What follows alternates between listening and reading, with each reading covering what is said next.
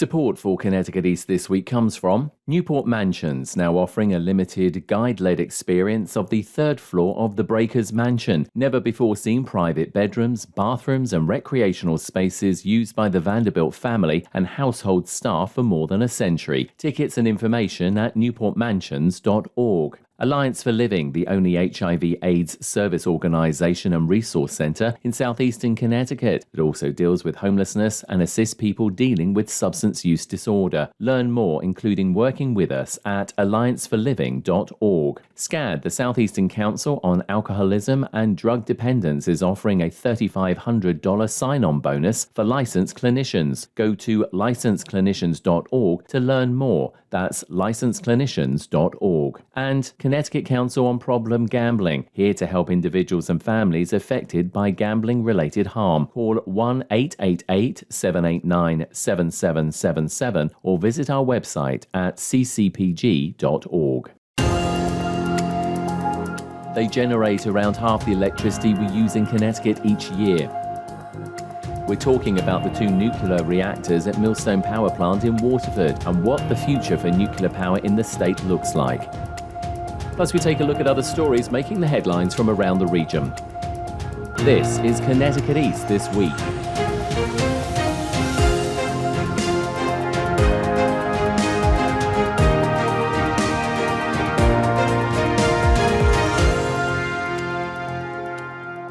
Hello, I'm Brian Scott Smith. When you mention the word nuclear power to people, it can bring about an array of different reactions, and whether you're for or against nuclear power, with our increasing energy requirements and climate goals, nuclear power will be part of our energy diversity and future as we use less fossil fuels and look to renewable and cleaner forms of electricity production. I sat down with Michael O'Connor, Site Vice President of Millstone Power Station in Waterford, the state's only nuclear power station, for a chat about nuclear's future. Michael, ever so many thanks for inviting us. We're in the training facility, which is on the campus here, as it were, if campus is the correct term for a nuclear power plant. Campus is an acceptable term for a nuclear power plant for all the things that go on here. Appreciate you joining us here today. First of all, who is Michael O'Connor? Because you've got a very interesting history. I grew up on Long Island, which is not too far from here. When I joined the Navy and got a hold of the nuclear power program and got trained by the military on how to operate power plants and submarines, and found myself stationed in Groton. I made Groton my home, and currently I've been in the state for over 35 years. And when I left the United States Navy, I got a job at Connecticut Yankee Nuclear Power Plant up in Haddam Neck, Connecticut. When that plant ceased operations in 1997, I came down here to Millstone Power Station and have worked at this facility ever since in varying positions. I was licensed on Unit 3, which is the larger of the two units that we have in service right now, and have held many positions at the power station, as a lot of employees have moved from job to job over time here to expand their knowledge and learn new things, and have been in charge of this facility for 2 years. You literally have probably done every job. I have a solid background in operations, and then have been in a position to be involved with training and maintenance and engineering and planning and overseeing all aspects of the plant operation, refueling outages, site-wide improvements, power upgrade projects,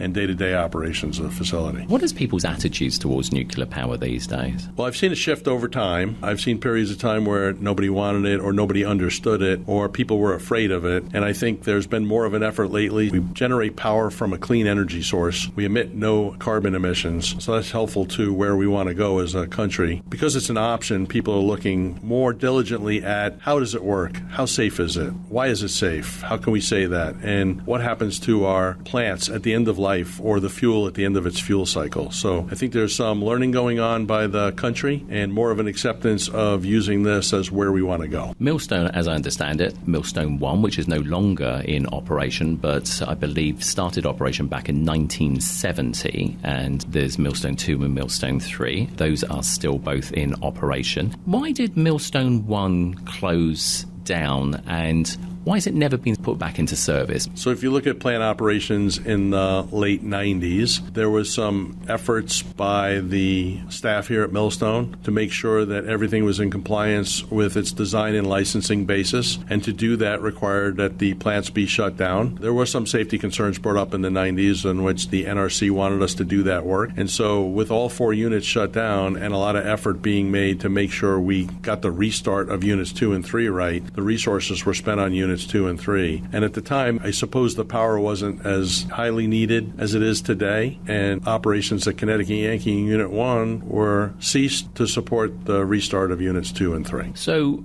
we find ourselves now in a situation where the demand for power is going to continue to grow for various reasons. It will. Do you ever foresee the possibility of maybe Millstone 1 being brought back to life, do you think, or not? So Connecticut Yankee was completely decommissioned, and that plant doesn't even stand at the facility. The only thing that's at the facility is the spent nuclear fuel from the operations of that unit. Unit 1 has now been shut down for almost 28 years. We recently in the country shut down Palisades Nuclear Power Plant. It was slated for decommissioning early last year, and then there was an effort to restart it. And that restart effort is costing almost $2 billion. To go 26 years back, 28 years back in history and attempt to inspect everything that needs to be inspected and restart Unit 1 would be more money than it would be worth at this point in Unit 1's operating cycle. A lot of the equipment that was in Unit 1 that was still viable, we've given up and sold to other facilities of its kind so that they can continue to operate. So all the pieces, parts that we need to operate that facility, and the next steps for those facilities, which stands in a condition called Safe Store right now, which is just an idled condition under which you could never restart it. The next steps for that unit would be to remove it completely and then assess what could be put in there using advanced nuclear and modern technology, because we do want to make sure that the best equipment possible is being utilized, because we're going to operate it for a long time. For units 2 and 3, their operating licenses have been extended once, so they have licenses through 2035 and 2045 for units 2 and 3. Over the next few years, we will submit an application to the NRC to extend those licenses an additional 20 years. So we do expect units 2 and 3 to operate through 2055 and 2065. That's a lot of clean energy coming out of this power station. And if we're able to, at the right time, perform decommissioning work and get some synergies with the state and the region and the company to look at advanced nuclear here, as that becomes more available over time. It's not off the shelf available yet, but when that day comes, we'll be ready for it, and clean energy will come out of Millstone Power Station for the next 100 years.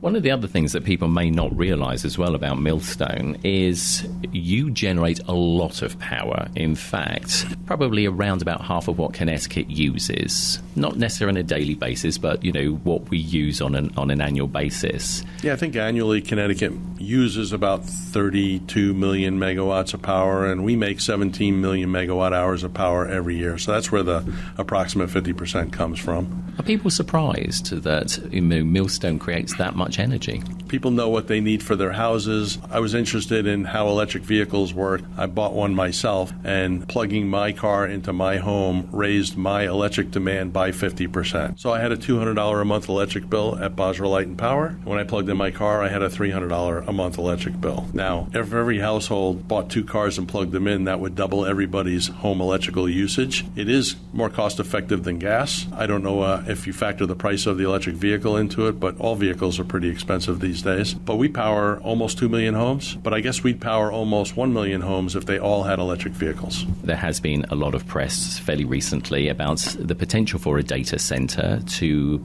possibly be on the site here at Millstone if everything goes ahead. Talk to us a little bit about what that would mean for Millstone, because data centers, as we're finding out, are very energy hungry. They need a lot of power to run them. What would that mean for Millstone? It would mean that Millstone could support critical infrastructure needs that the state of Connecticut desired to have. So several years ago, there was some incentives to have data centers come to the state of Connecticut, mostly tax incentives. I was aware of the impact of the tax incentives as a Board of Finance chairman for my town of Basra for the last 29 years. But realistically, they need a good competitive cost for electricity, which we could offer them. They need space that's not being used for any other purpose, and we have some portion of our 530 acres here at Millstone that will never be used for power generation. And they need to be able to plug in and get the electricity. And when we considered that if there's going to be data centers and they're going to have a need to draw, in this case, we were contemplating between 200 and 500 megawatts of power. If you average that out to about 250 or 300 megawatts, you get about 15% of our output from Millstone. That demand will be there whether it's built on Millstone property or it's built 20 miles north in Griswold. And if demand is on the grid and we have to get the power to there and it's away from a large generating facility to supply a large load, then you're creating some congestion on the transmission system. We felt there'd be synergies here by supporting a large user very close to a large generator. Because of the manner in which we were going to hook them up to the power plants that we operate here, we would have improved the reliability of power supply to that facility to the point where the data center felt that it didn't need to install backup diesel generators, which is a source of noise, can be a source of noise, but it's also a more dirtier way to supply the facility with energy, period. And we would have no on-site fuel oil storage requirements, which is another hazard to our environment. Those were the reasons that we thought this was a good idea to put it on Millstone property. Let's talk about storage of spent nuclear fuel. It's a big topic. We're just going to quickly mention about, obviously, how it is dealt with here, safely, of course, at Millstone. What is the situation? Because you're creating spent nuclear fuel. So what happens to it? We do create spent nuclear fuel because of our operating cycle. About a third of one of the reactor's cores is removed and discharged into the spent nuclear fuel pool every time we do a refueling outage, so every 18 months. A spent nuclear fuel canister can hold about 32 assemblies, and we have 50 assemblies on site now from both units that are stored in lead-lined containers that shield the radiation and stored in horizontal storage modules, which look like little concrete garages, to make sure that any remaining decay heat from those fuel assemblies is properly dissipated. And those canisters that we have seal welded up the spent nuclear fuel in are all shippable at the right time to whatever government installation will eventually take in.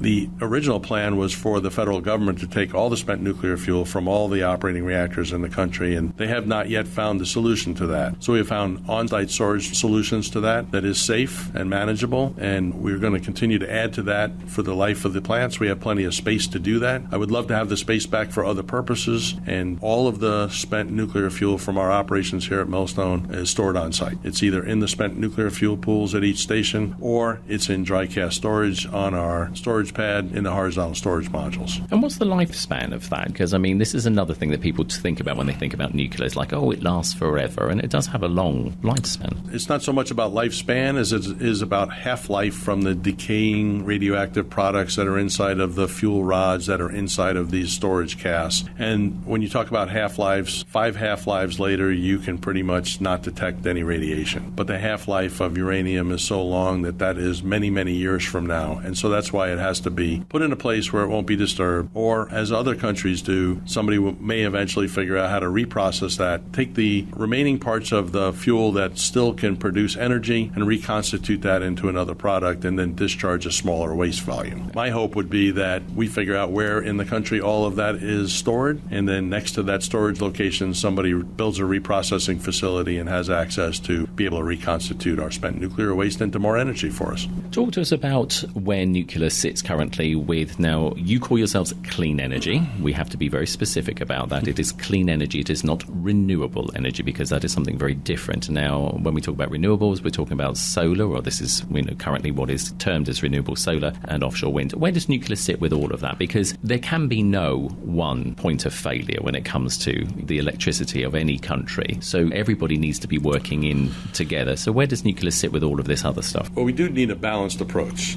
And it's great to have solar and it's great to have wind. The other renewable that's often talked about is hydro. And that's because the wind comes back around, the sun comes back tomorrow, and the water flows again through our ecological system. We don't call use of uranium renewable because we mine it, we process it, we make fuel out of it, and then we somewhat dispose of it. Now, you could reconstitute it, but some of it's not going to be reusable. So that's why it's not called renewable. Nuclear power plants provide reliable, clean, baseload operations for the power grid. There is a certain level of energy being used 24/7. There are peaks and valleys in the demand, but the lowest valley doesn't get below the output of the 3 nuclear power plants in ISO New England's region. If you were to increase the output of solar and wind to the point where you don't need nuclear for baseload operations, that makes it very difficult to have them in the mix too. That's why people are exploring storage options. And the best battery we have for storage in the region is Northfield Mountain, which is a pumped hydro facility in Massachusetts that supports the energy grid in ISO New England's region. But as we look towards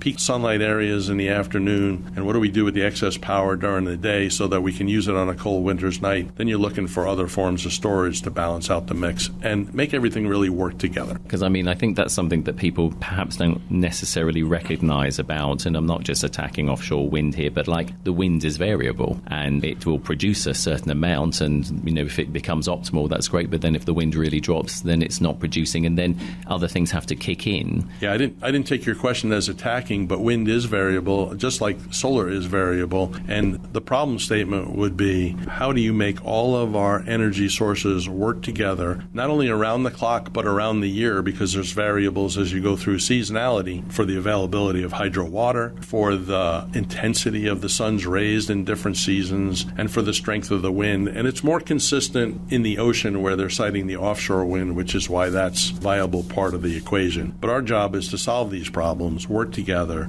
put the storage in the right spots, get the wind from offshore into the grid at the right location to be able to distribute it around everybody that needs to use it. And as we add resources, instead of worrying about eliminating the need for baseload nuclear power plant operations during the day, we're really adding these other resources. As demand will go up to cover data centers like we just talked about, which are becoming a necessary part of our life and infrastructure. Electric vehicles, which is really the last big part of solving the clean energy problem, because transportation is a big component to greenhouse gases. And then geothermal heating, because that has been more cost effective and clean than using natural gas or oil. So those are the 3 big things that will increase demand on the grid over time. We need to be prepared with new nuclear baseload operations to support that as a clean energy source, while adding the solar, wind, and storage components necessary to get us the picture that works for everybody. We said earlier you've got 1,000 employees here at Millstone Power Station. Let's talk about your staff, highly trained. Of course, number one priority, always here, is safety and people knowing their jobs. These are important jobs, and there's a variety of jobs. I think people, again, wouldn't realise the different types of careers that are available in something like a nuclear power station. Just talk to us a little bit, because you have a very good programme with Three Rivers here in eastern Connecticut. Talk to us about just some of the jobs that people can have, because we were joking about this before we started talking, but it's absolutely true. You are a manufacturer. You manufacture electricity. We do. And we talk about manufacturing jobs here in Connecticut all the time. And we have a manufacturing job pipeline. There we go. And the Three Rivers program is a great nuclear technologies 2-year program to take people that grew up here locally, get trained in the nuclear experience, and come to work for us. We support that program with scholarships. We provide internships for the students in that program, and some of our staff are adjunct professors at that school, so that what's being taught in the classroom are the skills necessary to do our work here every day. We get a lot of people for our operations department, health physics, and chemistry all come through that program. We do get a certain compliment from the United States Navy, like myself, because of the training program and the background and experiences that those folks have had make them ideal for operations and maintenance. We accept people here for 4-year engineering degrees, and when you talk about, I need engineers at a nuclear power plant, I don't need just nuclear engineers. I need mechanical and electrical, and above all else, civil engineers, because I'm running a big facility here that needs to be taken care of, and it's built out of concrete and other structures, and we have to continually preserve and inspect those to make sure that the plants are performing the way that we expect them to perform. We are meeting out here today in the training building, and I have a training staff that trains the operations department, that does the technical training for engineering and maintenance, so that everybody gets what they need to do their job safely and properly. The plant's protected by a security force, so we need security officers to do their jobs. We do have a lot of engineering work to develop the next generation of equipment that goes into our already running plants to maintain them healthy and eliminate obsolescence issues. And I have project teams, construction managers, and whatnot that do all that work here at the power station. It's a big deal. It's always been a big deal. It's been a big deal since 1970, since it first got here. And obviously with Millstone 2 and 3, obviously it's a huge part, as we said, of our energy that we we get here, certainly in Connecticut. Millstone 2 celebrates 50 years of generating clean energy next year. Just talk to us a little bit about that. Well, I think somebody had the vision in the 60s to put in 2 nuclear power plants in this state. So Unit 1, as we talked about earlier, came online in 1970.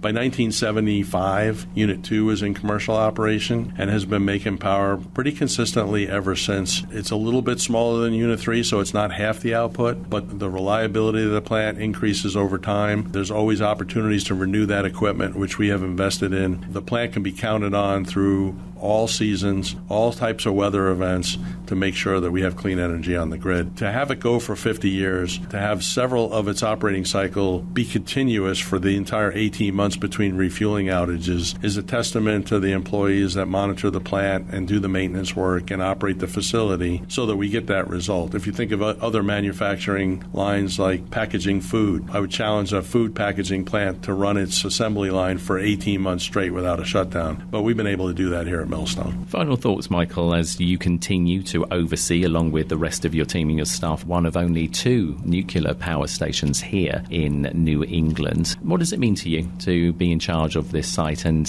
what it does every day for all of us? The electricity, which is unseen. It is unseen. One of the facts that people don't understand about electricity is that without storage, like batteries, as soon as we make it, it has to be used somewhere. So if somebody turns on a light switch at the same time that somebody turns off a light switch, the electrical grid is made whole. But if you turn on a light switch and nobody turns off a light switch, then you have to find an additional power source for that. We stay at 100% power here all the time at Millstone, and we like to tell our employees that nobody else can do what they do if we don't do what we do, because there's so many things that rely on the electrical grid to just function. And we learned that during COVID, when everybody went home to work to be by themselves and shelter in place. How do you get the internet? How do you get communications? How do you run your computers at your house? And you maintain your home environment if you don't have electricity. So our job became very critical during COVID. With the realization that everything that we do supports everything that's done everywhere, we have a very important mission. We have a very important way to execute that mission, and it's important that we continuously learn and grow in our organization. I've made the transition from being an operator where you touch the plant and manipulate equipment to making sure that we have the people that we need to do our work here,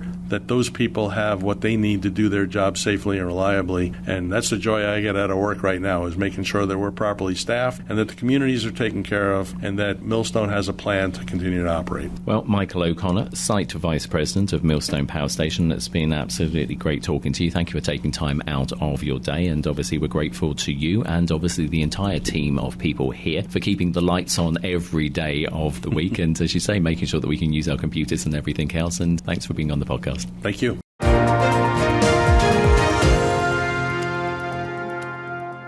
Connecticut East This Week is made possible by Alliance for Living is the only HIV/AIDS service organisation and resource centre in southeastern Connecticut that also deals with homelessness and assists people dealing with substance use disorder. We provide a safe and confidential environment rooted in harm reduction. We offer a wide range of care to the community, including but not limited to case management, testing, syringe service program and medical nutrition therapy. To view a full list of our services, please visit allianceforliving.org. Newport Mansions, as seen on HBO's The Gilded Age. Newport Mansions preserves and protects 11 historic properties and landscapes in Newport, Rhode Island, exemplifying 3 centuries of achievements in American architecture, decorative arts, and landscape design. Plan your visit this year and attend some of the mansion's signature events, including Newport Mansions Wine and Food Festival, September 20th to 22nd, and holidays at the Newport Mansions, November 23rd to January 1st. Tickets and info at newportmansions.org. And SCAD, the Southeastern Council on Alcoholism and Drug Dependence, is looking for licensed clinicians and is offering the top benefits packages in the state. Go to licensedclinicians.org to learn more. That's licensedclinicians.org. The Connecticut Council on Problem Gambling is a nonprofit organization which, through advocacy, prevention, and education, is here to support individuals and families who are impacted by problem gambling. Our helpline, 1-888-789-7777, is available 24 hours a day, 7 days a week. We also have live chat and text support through our website, www.ccpg.org. Time now for a look at other stories making the headlines this week. An early childhood education centre in New London has been thrown a $2 million lifeline from the state to keep its doors open for another year. The BP Learned Mission Centre opened in 2021 to provide services for children from birth to age 8, but costs $2.5 million a year to run, putting a strain on the city's education budget. New London Senator Martha Marks helped spearhead the funding, but said they know they need more permanent financial solutions for the centre's future. By getting the $2 million, helping us just figure out what we're going to do until the next year comes, because we all know that the Art Burton Esser funding gave us opportunities to do great things, but it also gave us some challenges in the future funding. So we were not going to let this amazing place not exist anymore. Beth Bye, Commissioner for the state's Office of Early Childhood, said the centre is a model they want to replicate elsewhere, and that's going to take everyone involved pulling together to keep it funded in the future. And the one challenge I'll have to New London is that the School Readiness Council and the mayor's office and the superintendent's office get together and make sure that we're all on the same page and we're all working together to make sure this program remains open and that we also support community-based programs in this region, because there's a huge shortage. There are more funds that will be available for spots a year from now. The centre currently looks after 90 children with various services, but also has a waiting list of 80 families in the city looking for assistance. According to a report by the Connecticut Project, New London and Windham counties have the greatest shortage of childcare service spaces and providers than anywhere else in the state. As we look forward to celebrating America's birthday over the holiday weekend, medical staff and emergency rooms across the state are gearing up for an increase in accidents from people using fireworks, outside grills and fire pits. Samantha Wenter is the burn program manager at Yale New Haven Health's Connecticut Burn Center in Bridgeport and says burn victims roughly double over this holiday period. Admit roughly about 200 to 250 patients a year, and we notice that our census does increase during this holiday season, and specifically the 4th of July season. Although, everyone likes to enjoy a nice fireworks show, we do see an increase in burn victims, sometimes with very serious injuries because of firework accidents. Wenter also says she and staff at emergency rooms see too many people trying to treat their own injuries unsuccessfully as well. And also not to delay treatment, because a lot of times we see patients who think they can handle their injury at home, and then they come in a few days later into the emergency room and their wounds are open and already infected. So, it's just really important to seek care, especially at a burn center, as quickly as possible. Wenter says small children are particularly at risk, especially if they're given sparklers to enjoy, as these remain extremely hot even after they've gone out. She says anyone with a burn where the skin has broken open or blistered should not try to deal with the problem themselves, as it could become easily infected. Instead, they should call 911 and seek professional medical treatment.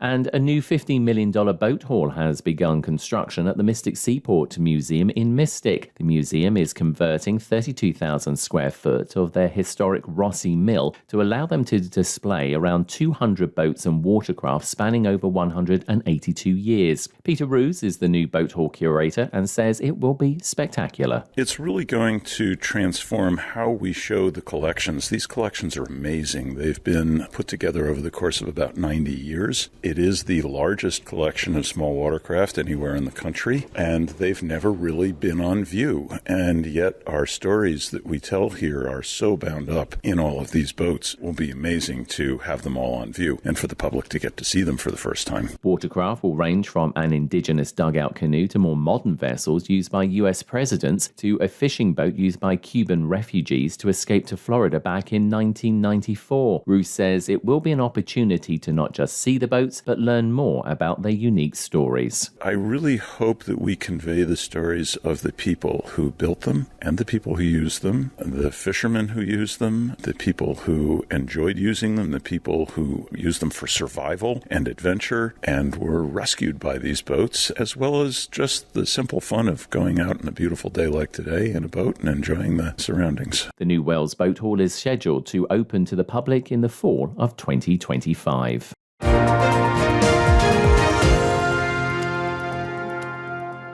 That's all from us for this edition. Do send us your questions and story ideas to the show via our website at connecticut-east.com or Facebook or Twitter at Connecticut East and on Instagram at Connecticut East This Week.